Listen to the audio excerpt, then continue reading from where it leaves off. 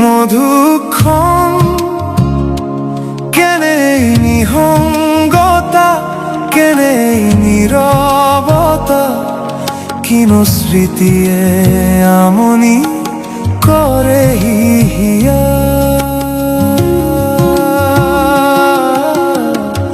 এই মধু লগন কেনে নিহঙ্গতা, কেনে নীরবতা, কিনো অভিমানে উতলা করে